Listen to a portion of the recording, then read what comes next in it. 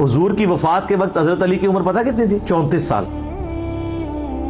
اور جتنی آپ جنگی کارنامے سنتے ہیں وہ 34 سال سے پہلے کے تھے. میری 42 سال ہونے والی ہے, آپ اندازہ کر لیں.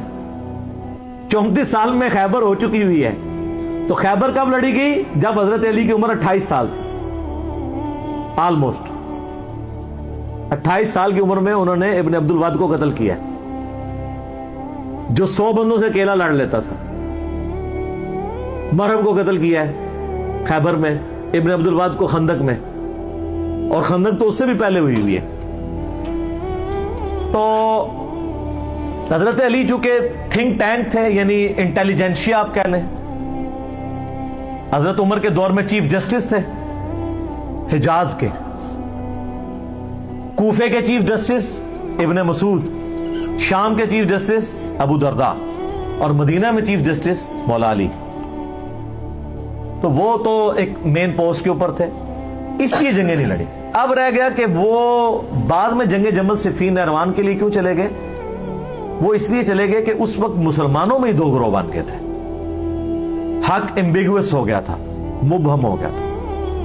اس کے لیے ضروری تھا کہ حضرت علی خود میدان جنگ میں اترتے, تاکہ لوگوں کو یقین آ جاتا کہ اگر حضرت علی باغیوں کے خلاف قتال کر رہے ہیں جنگ جمل صفین اور نہروان میں, تو یہ قتال حق پہ مبنی ہے. کسی کو بھیجتے تو لوگوں نے کہنا تھا یار ادھر سے تو حضرت عائشہ اور طلحہ اور زبیر آ گئے ہیں رضی اللہ عنہم اجمعین وعلیہم السلام اجمعین, ادھر سے عمار بن یاسر چلے جاتے ہیں تو لوگوں نے کہنا تھا یار وہاں تو حضور کی بیوی ہیں, اتنے جیے سے آبا ہیں, چلے عمار بن یاسر سیدہ عائشہ کے علاوہ باقیوں سے تو تگڑے تھے لیکن پھر بھی, لیکن مولا علی خود جاتے تو پھر اس میں, ورنہ تو جنگ جمل ہار جانی تھی انہوں نے اگر حضرت علی خود نہ جاتے. عبداللہ ابن سلام ویسے گھوڑے کے آگے آگے کھڑے ہو گئے تھے, کہا تھا امیر المومنین آپ کو مدینہ نہیں چھوڑنا چاہیے, مجھے خطرہ ہے آپ مدینے سے نکل گئے پھر قیامت تک دارالخلافہ مسلمانوں کا مدینہ نہیں بنے گا. حضرت علی کو بھی اس بات کی, لیکن انہوں نے کہا کہ بات یہ ہے کہ اگر میں نہیں جاؤں گا تو یہ جو فتنہ ہے یہ اس سے بڑا فتنہ ہے جس کو دبانا ضروری ہے. تو پھر سیدنا علی وہ کہتے ہیں جی کوفے دارالخلافہ شفٹ کر دیا تھا. آپ مدینے میں رہنے دیتے تو مدینے میں رہتے نا. قصاص عثمان کے لیے آپ مجھے پاکستان میں بتائیں, یہاں پہ بھی دھرنا دینے والوں کو اتنی تمیز ہے کہ دھرنا کدھر دیتے ہیں؟ پشاور میں دیتے ہیں, کراچی میں, اسلام آباد میں. کیوں؟ کیپٹل سٹی ہے. تو خلفائے راشدین کے دور میں کیپٹل سٹی کون سا تھا؟ مدینہ. لیکن دھرنا دینے والے بصرہ اور کوفہ پہنچ گئے, 1000 کلومیٹر دور, کہ ہم خود بدلہ لیں گے, قانون کو ہاتھ میں لیں گے. تو پھر حضرت علی کی مجبوری تھی کہ آپ بھی ادھر چلے جاتے. پھر کوفہ ایک فوجی چھاونی تھی جہاں سے سب کو کنٹرول کیا جا سکتا تھا, رومن امپائر کو بھی جو گر چکی تھی اور پرشین کو بھی. وہ سینٹر میں, اس لیے حضرت عمر نے اپنے دور میں سے فوجی چھاونی ڈکلیئر کیا تھا. بہرحال پھر حضرت علی کے جانے کی وجہ سے یہ معاملات سیدھے ہوئے, تو ان کی مجبوری تھی جانا, ورنہ لوگوں کے لیے معاملات ایمبیگوس ہو جانے تھے. آج تک بھی لوگوں کو سمجھ آ رہی. تو اس زمانے میں جنہوں نے لڑنا تھا انہوں نے کیا لڑنا تھا؟ صحیح بخاری میں موجود ہے نا, حضرت عمار بن یاسر کو مولا علی نے بھیجا. بخاری کے الفاظ ہیں, وہ ممبر کی نچلی سیڑھی پہ بیٹھے اور حسن ابن علی کو اوپر والی سیڑھی پہ رکھا تاکہ سب لوگ دیکھ لیں جنتی نوجوانوں کا سردار بیٹھا ہوا ہے, مولا علی کا بچہ. اور کہا لوگو اللہ نے تمہیں آزمایا ہے, ایک طرف دنیا اور آخرت میں تمہارے نبی کی بیوی ہیں, رسپیکٹ کم نہیں کی, آخرت جنت میں بھی عائشہ حضور کی بیوی ہیں, لیکن اللہ نے تمہیں آزمایا ہے کہ تم عائشہ کی اطاعت کرتے ہو یا اللہ کی اطاعت کرتے ہو, کیونکہ اولو الامر منکم اس وقت مولا علی ہیں اور ان کی اطاعت اللہ کی اطاعت ہے. اطیعوا اللہ واطیعوا الرسول واولی الامر منکم. تو جب یہ سینیریو, اس وقت مولا علی کی مجبوری تھی وہاں سے نکلنا. اور آپ دیکھیں انہوں نے بعد میں پھر کوئی ان کے ساتھ زیادتی بھی نہیں کی. جمل میں جو دوسری طرف سے مرے ان کے جنازے بھی پڑھائے ہیں, ان کی عورتوں کو لونڈیاں نہیں بنایا, خود سیدہ عائشہ کو عزت اور احترام کے ساتھ وہاں سے رخصت کیا. تو یہ کہنا کہ حضرت علی نے جنگیں نہیں لڑی ہیں, حضرت علی نے تو آپ کو سپر پاور بنوایا ہے, ٹھیک ہے, اس کے بعد بھی سب کچھ بنا کے آپ کے حوالے کیا ہے, تو آرٹیکل پھر بھی نہیں سامنے آ گیا. اور جب برا وقت آیا پھر بھی حضرت علی کے گاٹے فٹ ہوا ہے اور الٹیمیٹلی ان کو بھی شہید کر دیا گیا.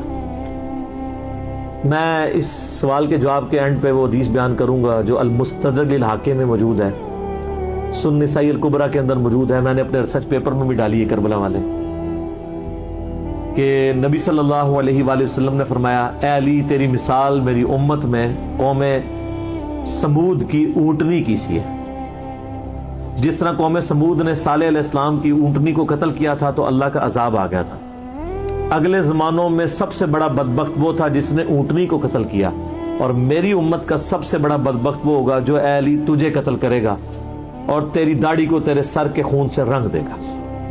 استغفر اللہ واتوب الیہ۔ تو مولا علی کی شہادت کے بعد جس طرح قوم سمود کی اونٹنی مری تھی تو قوم سمود پہ عذاب آیا تھا، حضرت علی کی شہادت کے بعد بھی امت پہ عذاب آیا کہ آج تک دوبارہ اسلامی نظام قائم ہی نہیں ہو سکا۔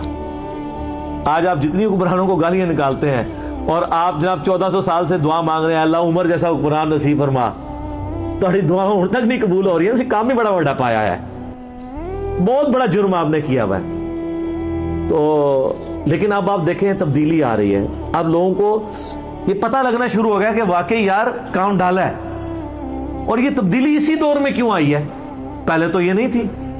اب یعنی بچہ جو ہے وہ جمل صفین نہروان ڈسکس کر رہا ہے، ہمارے تو ابوں کے علماء کو بھی نہیں تھی پتا۔ کیوں؟ اسلام کی دہشت ثانیہ کے لیے ضروری ہے کہ امام مہدی کے آنے سے پہلے لوگوں کو جمل صفین نہروان سمجھ آئے اور اہل بیت کا مقام سمجھو، ورنہ جب آ کے حضرت امام مہدی کے یوٹیوب پہ ویڈیوز چڑھنی ہے کہ علی حق پہ ہے تو انہوں نے کہنا یہ شیعہ ہے، تو کہاں سے ان کی بیعت کرنی ہے؟ ان سے پہلے ہی کام ختم ہو چکا ہوگا ہماری ویڈیوز کی برکت سے، یا جدھر ہوگا۔ آپ عرب میں چلے جائیں، عدنان ابراہیم ہے، سنی ہے، اکیلے بندے نے تل پٹ کر کے رکھ دی ہر چیز، صحیح فصیح اللسان عربی زبان میں ان کی ویڈیوز رکھی ہیں، انگلش سب ٹائٹل میں آپ کو ملیں گی، حالانکہ ٹائل گاتا ہے وہ بندہ، فلسطین کے پناہ گزین کیمپوں میں اس کی پرورش ہوئی ہوئی ہے، دنیاوی طور پہ بھی وہ پی ایچ ڈی ہے۔ اور آپ ذرا خلافت و ملوکیت کے اوپر، وہ تو مودودی صاحب کو کی کتابوں کو کوٹ کرتا ہے، الخلافہ والملک، آپ بتا عربی میں ترجمہ ہوا ہے خلافت و ملوکیت کا الخلافہ والملک کے نام سے۔